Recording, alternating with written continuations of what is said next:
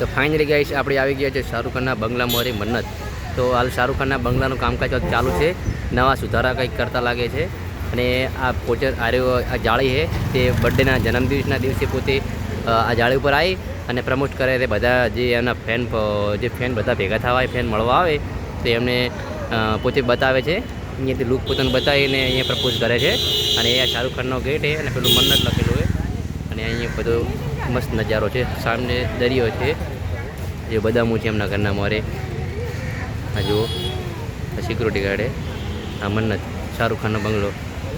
તો આપણે શાહરુખ ખાનના ખૂબ જ બિગ જ છે ને આપણે નોનપણથી શાહરુખ ખાનને આપણે બહુ પસંદ કરીએ છીએ. અને હું 2019માં શાહરુખ ખાનને મળવા માટે હું અહીં આવ્યો હતો. ત્યારે હું એકલો આવ્યો હતો. લાર તમે ભાઈબંધને બી આવ્યા હતા. તો જુઓ બહુ મસ્ત બંગલો છે. એમ કહેવાય કે મુંબઈમાં ચોથા લેવલનો બંગલો કહેવાય અમીરમ. લગભગ 400-450 કરોડના આજુબાજુ છે આ બંગલો. અને અહીંયા મન્નત ને આગળ સલમાન ખાનનો બંગલો છે. એ પછી હું તમને બતાવીશ. પહેલાં હું તમારા બોલીવુડ फेवरेट एक्टर જોઈ લે.